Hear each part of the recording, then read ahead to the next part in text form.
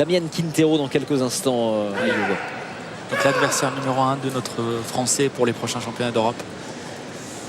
Donc une finale dans laquelle il ne va pas participer. Et malheureusement, ce sont des points d'avance qui sont pris par l'Espagnol avant cette échéance européenne.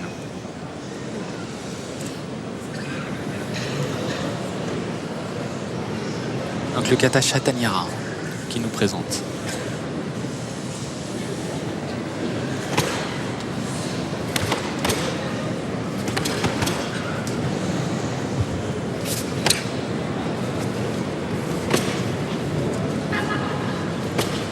On avait vu tout à l'heure l'explosivité, le dynamisme de Sandy Scordo, la fluidité de la japonaise Iwamoto. Quel style de kata va-t-on avoir aujourd'hui avec l'espagnol?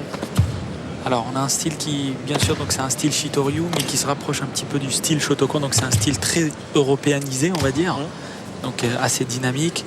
Le représentant japonais, quant à lui, va être beaucoup plus dans le registre de la japonaise, c'est-à-dire beaucoup plus de fluidité, de relâchement. Voilà, donc c'est encore une fois deux styles opposés, même si c'est le style Shitoryu qui prédomine dans cette finale.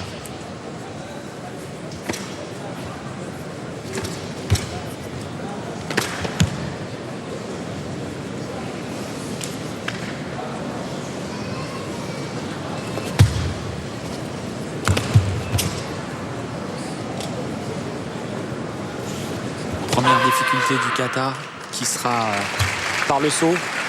Voici. Première difficulté réussie par l'Espagnol.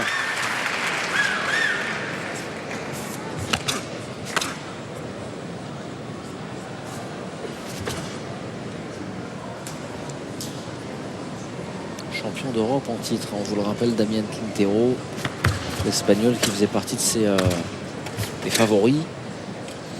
Cette finale du kata individuel. Oui. On voit beaucoup de concentration dans son regard, très déterminé, qui a déjà créé une mini surprise, on va dire, en demi-finale en battant le numéro 1 japonais, Oki. Et donc là qui se retrouve face au numéro 2 japonais, Shimbaba. Donc qui espère donc venir frapper un grand coup avant ces championnats d'Europe, en battant des japonais et surtout le français ici en France.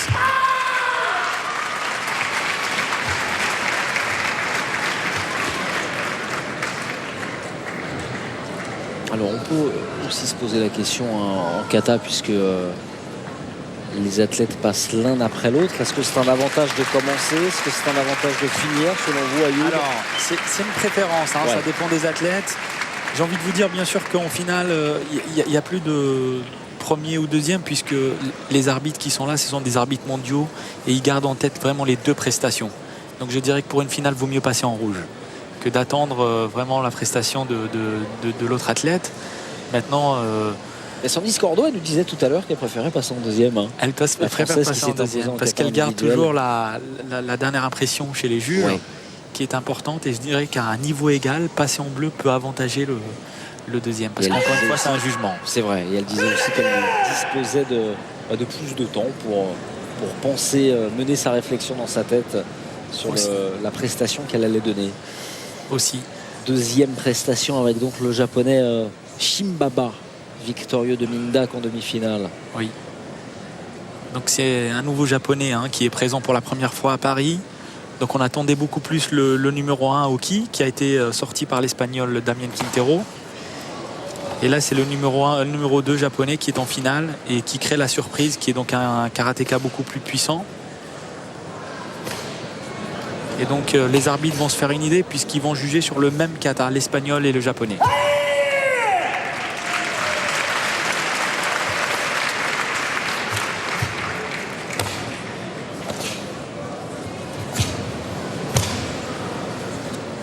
C'était le Turc Arslan Kalixskan qui s'était imposé l'année dernière à l'Open de Paris.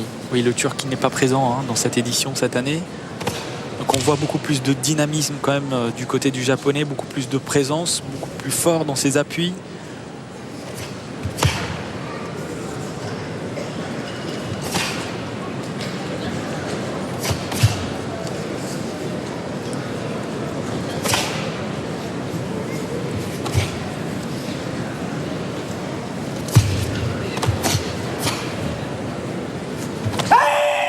première difficulté du kata avec le saut. Également, comme l'espagnol, on va le voir, la différence. Et le japonais beaucoup plus haut que l'espagnol, donc qui marque des points. Avec une excellente réception au passage. Il livre une performance Exceptionnelle. exceptionnelle, notre ami japonais.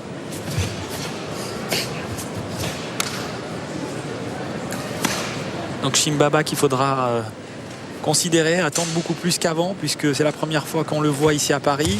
Donc il faudra surveiller, donc surtout pour Mindak. Donc notre représentant français qui vraiment met en place pour essayer de remporter cette année un championnat d'Europe. Donc d'abord, s'il veut prétendre à un titre mondial au mois de novembre prochain à Brême. Très très bon ce japonais. Il nous a impressionné lors des éliminatoires. Il confirme en finale. Donc on va attendre bien sûr le jugement.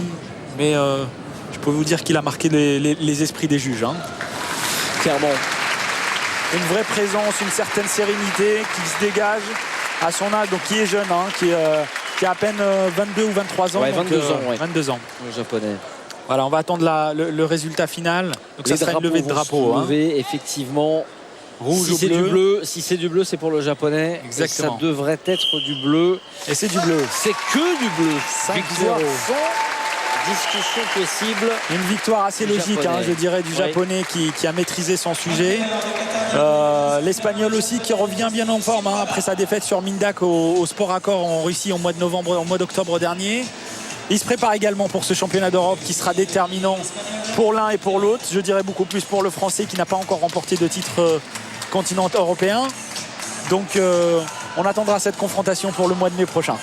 Voilà. Merci beaucoup Ayoub d'avoir Merci été à avec vous. nous. Vous pouvez revenir. Je vous donne l'heure à 16h15. À tout à l'heure, bien sûr. Pour la finale, les finales par équipe, féminine et masculine. Merci beaucoup Ayoub. On va repasser À tout à l'heure. les sauts. Un petit dernier mot. Je vous garde encore 30 secondes. Oui. Avec le saut du japonais qu'on va revoir dans quelques instants et le saut de l'espagnol. Voilà, comparaison entre les deux. Vous disiez que le japonais saute beaucoup plus haut. Et une réception beaucoup plus franche, donc qui attaque le sol, qui va chercher ses appuis, donc beaucoup plus puissant, beaucoup